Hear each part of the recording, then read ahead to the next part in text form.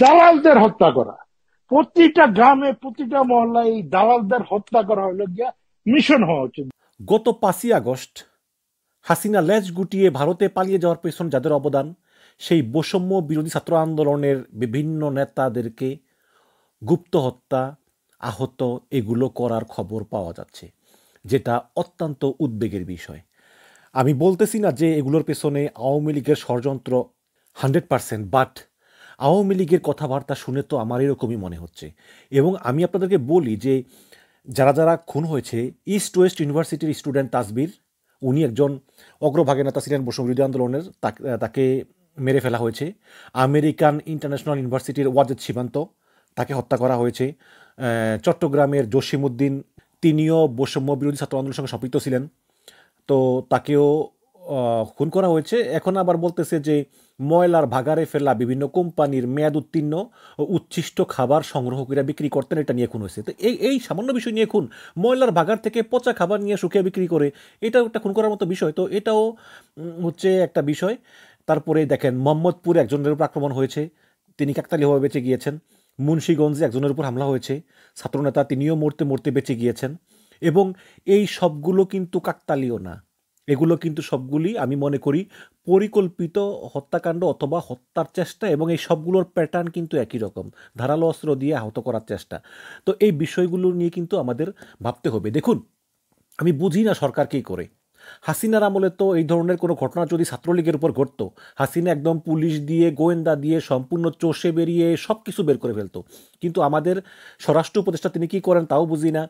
Police মাঠে আছে, সেনাবাহিনী মাঠে আছে, এখন পর্যন্ত এই ঘটনাগুলোর পেছনে রহস্য কী, কারা জড়িত, এদেরকে গ্রেপ্তার করার কোনো উদ্বেগ আমি সরকারের ভিতর দেখি না।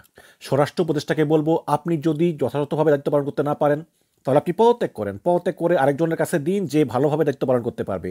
এত মাস হয়ে গেল, এখন পর্যন্ত যদি সরকার এইভাবে আইন শৃঙ্খলা রক্ষা করতে পদক্ষেপ না নেয়, যাদের আন্দোলনের কারণে আমরা একটা ফ্যাসিবাদ মুক্ত দেশ পেলাম, এবং যেই 2000 ছাত্র জনতা জীবন দিয়েছে, 10,000-এর মতো পঙ্গু, এবং এই আওয়ামী লীগের যে হায়নারা, তারা এই যে এই 2000 লোককে হত্যা করলো, তারপরেও কিন্তু ওদের রক্ত পিপাসা মিঠে নাই। শেখ হাসিনা সহ তারা সবাই সোশ্যাল মিডিয়াতে অনবরত হুমকি যাচ্ছে। আপনারা নিশ্চয়ই শেখ হাসিনার বিভিন্ন কনভারসেশনে দেখেছেন যে শেখ হাসিনা কীভাবে অনবরত প্রতিশোধ নেওয়ার হুমকি দিচ্ছেন। তিনি বলেছেন যে তিনি আবার ক্ষমতায় আসতে পারলে একটারেও তিনি ছাড়বেন না, ধরে ধরে প্রতিশোধ নিবেন, ফাঁসি দিবেন, ফাঁসিতে ঝুলাবেন। এবং একটা কনভারসেশনে তিনি এও বলেছেন যে তোমরা কিছু করো না কেন, সবকে খুলে বলতে হয়। অপর প্রান্তে একজন ছিলেন আওয়ামী লীগের কোন পর্যায়ে আমি জানি না, তাকে হাসিনা ফোনে বলতেছেন যে সব কিছু কি খুলে বলতে হয়, তোমরা বসে আছো কেন। কাজে এইভাবে কিন্তু এই গুপ্ত হত্যার উস্কানি দিচ্ছেন। 15 বছর ধরে এত গুম খুন করেছেন, তারপরে এই বৈষম্য বিরোধী আন্দোলনে যেভাবে তিনি ছাত্রলীগ এবং পুলিশ দিয়ে প্রায় 2000-এর মতো ছাত্র জনতাকে হত্যা করেছেন, তারপরেও তার তৃপ্তি মিঠেনি।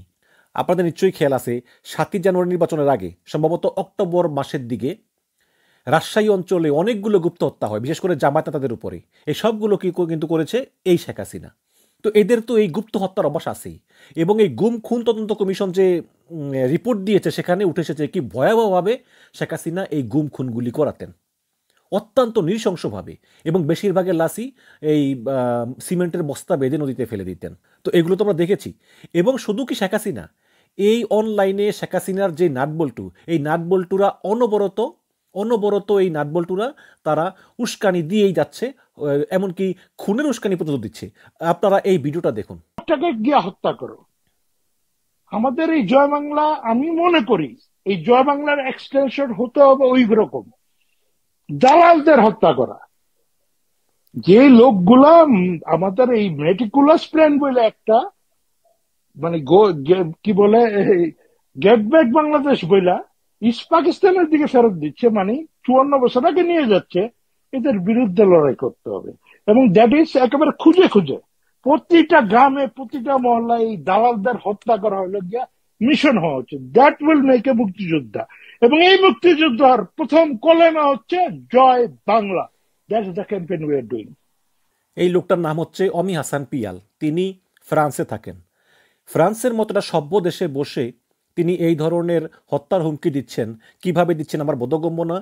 যারা ফ্রান্সে আছেন তারা অবশ্যই ফ্রান্স সরকারের দৃষ্টি আকর্ষণ করবেন। তবে সমস্যা হচ্ছে কি জানেন, সমস্যা হচ্ছে যে এই ফ্রান্সের মতো বা ইংল্যান্ডের মতো সভ্য দেশে তো মানবাধিকার অনেক সমুন্নত। এদেরকে পুলিশ ধরলেই এরা বলে যে আমার মানসিক সমস্যা, আমি পাগল, আমি মেন্টাল হেলথে সমস্যা আছে আমার, তো এগুলো বলে বলে এরা পার পেয়ে যায়। কিন্তু যাতে পাগল হলেও তালে ঠিক। তো এখন এই যেই ছাত্র জনতারা তারা এই আন্দোলনের সঙ্গে জড়িত, এদেরকে যেভাবে গুপ্ত হত্যা করা হচ্ছে এটা আসলে খুবই উদ্বেগের। এবং যেসব মেয়েরা জড়িত তাদের উপর আক্রমণ না করা হলেও কিন্তু এই মেয়েগুলোর আবার চরিত্র হনন করা হচ্ছে। এই সব বিষয় কিন্তু এখনো চলমান। এবং হাসিনা পালিয়ে গেলেও তার ফ্যাসিস্ট দোসররা এখনো এই আমাদের বাংলাদেশের সমাজ ব্যবস্থার সঙ্গে মিশেই তারা এই সমস্ত কার্যক্রমগুলো পরিচালনা করতেছে। এসব ব্যাপারে আমাদেরকে সজাগ থাকতে হবে এবং সরকারকেও তড়িৎ গতিতে ব্যবস্থা নিতে হবে। একটা জিনিস মনে রাখতে হবে যে শেখ হাসিনা পালিয়ে গেলেও, শেখ হাসিনার দোসররা পালিয়ে গেলেও তাদের কাছে আছে কোটি কোটি কোটি কোটি টাকা। তারা এই সব টাকা ছড়িয়ে দেশের ভিতর একটা অস্থিতিশীল পরিস্থিতি সৃষ্টি করার জন্য তারা অনবরত ইনভেস্ট করেই যাচ্ছে। আমাদের এদিকে অত্যন্ত সতর্ক থাকতে হবে। এবং শেখ হাসিনা ক্ষমতা ছেড়ে দিলে যে দেশ একটা জঙ্গি রাষ্ট্র হয়ে যাবে, দেশ একটা মৌলবাদী রাষ্ট্র হয়ে যাবে, এটা প্রমাণ করার চেষ্টা তো ভারত অনবরত করে যাচ্ছে। এবং এর পালে হাওয়া দিচ্ছে এক শ্রেণীর আলেমগণ। আপনারা দেখেছেন যে কোন জায়গায় একটা যেন অনুষ্ঠানে একজন আলেম একটা AK-47 মতো একটা বন্দুক নিয়ে দাঁড়িয়ে আছে। পরে জিজ্ঞেস করা হলে সে বললো যে এটা খেলনা পিস্তল। বুঝলাম এটা খেলনা পিস্তল, ঠিক আছে, খেলনা বন্দুক কেন নিয়ে আসছেন এখানে? বলে যে আমি আমার ভাগ্নের জন্য আনছি। তো দেখলাম সঙ্গে আবার এই যে এই আলেমদের একটা মিছিল, এখানে অংশগ্রহণ করলাম। তো আপনি যদি ভাগ্নের জন্য বন্দুক, খেলনা বন্দুক কিনলেন, তাহলে আপনি সেটা এভাবে উঁচিয়ে ধরে আছেন কেন? আবার আজকে দেখলাম খুলনার কোন মাদ্রাসায় সেখানে যেমন খুশি তেমন সাজো। মাদ্রাসায় যে যেমন খুশি তেমন সাজ অনুষ্ঠান করে, এটা আমি এর আগে শুনি নাই। করছেন ঠিক আছে, যেমন খুশি সাজ অনুষ্ঠানগুলো করে বাংলাদেশের সংস্কৃতির সঙ্গে মিল রেখে একটা অনুষ্ঠান বা যেমন খুশি সাজো। এখানে এই হামাসের নেতা হয়ে দুই পাশে দুইজন মুখ বেঁধে বন্দুক রেখে হামাসের ভাষণ প্রচার করা বাংলাদেশের কোন সংস্কৃতির সঙ্গে যায় বলেন তো? তো এই সকল অতি উৎসাহী আলেমরা, এই সকল অতি উৎসাহী হুজুররা, তারা এই ভারত যে এই দেশকে একটা মৌলবাদী রাষ্ট্রে পরিণত হয়ে যাবে বলে যেই বুঝাচ্ছে, এগুলোর পালে হাওয়া দিচ্ছে এরা। এদেরকেও অবিলম্বে গ্রেপ্তার করতে হবে। অতি উৎসাহ কোনোদিনই ভালো না। তারপরেও আবার এই যে সাতপন্থী জোবায়েরপন্থীর ভিতর কিন্তু এই সাতপন্থীদের ভিতর কিন্তু আওয়ামী লীগ ঢুকে গিয়েছে। এদিকে আমাদের মাথায় রাখতে হবে, আওয়ামী লীগ ষড়যন্ত্র করেই যাচ্ছে। তারা ষড়যন্ত্র করতেছে, তারা দেশকে অরাজক পরিস্থিতিকে ঠেলে দিচ্ছে, তারা গুপ্ত হত্যা করাচ্ছে, তারা আহত করাচ্ছে। এই সব বিষয়গুলো কিন্তু আশু পদক্ষেপ গ্রহণ করা প্রয়োজন। আমি সরকারের প্রতি আকুল আবেদন জানাবো যে পুলিশকে খুব দ্রুত আপনারা অ্যাক্টিভ করুন। অ্যাক্টিভ না করলে কিন্তু আরও যে কোনো বড় সমস্যা ঘটে যেতে পারে। হাসিনা পালিয়ে গেলেও তার ষড়যন্ত্র কিন্তু থেমে নাই। আর সরকার যদি মনে করে বা স্বরাষ্ট্র উপদেষ্টা যদি মনে করেন যে আওয়ামী লীগ ভালো হয়ে যাবে, ভাই আওয়ামী লীগ কোনোদিন ভালো হবে না। কুত্তার ল্যাজ কোনোদিনও সোজা হয় না। এতগুলো মানুষ মেরে দেশ ছেড়ে পালিয়ে গিয়েও তাদের মনে বিন্দুমাত্র অনুতাপ নাই, তারা অনুতপ্ত নয়। তারা অনবরত প্রতিনিয়ত হুমকি দিয়ে যাচ্ছে যে তারা খুন করে ফেলবে, হত্যা করে ফেলবে। আপনারা ভিডিওটা তো দেখলেন। তো এদেরকে আপনি ভালো ব্যবহার করে বসে আনবেন, মনে রাখবেন সাপ সবল দিবেই। সাপকে আপনি দুধ কলা দিচ্ছেন, পোষ মারাচ্ছেন, সাপ সবল দিবেই। আমরা তো বলতেছি না যে কাউকে আইন নিজে হাতে তুলে নিতে। আপনারা আইনগতভাবেই গ্রেপ্তার করুন, গ্রেপ্তার করে বিচার করুন। বিচার না করলে কিন্তু এরা একদিন না একদিন সবল দিবে এবং অলরেডি সবল দেওয়া শুরু করেছে, আরও সবল দিবে ভাই, এইভাবে সবল দিতেই থাকবে। আর আরেকটা কথা বলবো, সেটা হচ্ছে যে আমাদের ভয় পেলে চলবে না। আমরা অনেক মতভেদ আছে। হাসিনা পলায়ন পরবর্তী বাংলাদেশ আমরা কিভাবে বিনির্মাণ করব, এটা নিয়ে আমাদের অনেকের ভিতর মতভেদ আছে। কিন্তু অন্তত এই আওয়ামী লীগের প্রশ্নে এবং এই ছাত্র জনতার জীবনের প্রশ্নে, তাদের নিরাপত্তার প্রশ্নে আমাদের কারো কিন্তু মতভেদ থাকা উচিত না। মনে রাখবেন, আমরা ভয় পেলে কিন্তু ওদের সাহস আরও বৃদ্ধি পাবে, ওরা আরও উৎসাহ পাবে। মনে রাখবেন, আমরা ভয় পাবো না, আমরা সাহসের সহিত ঐক্যবদ্ধভাবে আমরা এই আওয়ামী ষড়যন্ত্রের মোকাবেলা করব। ধন্যবাদ।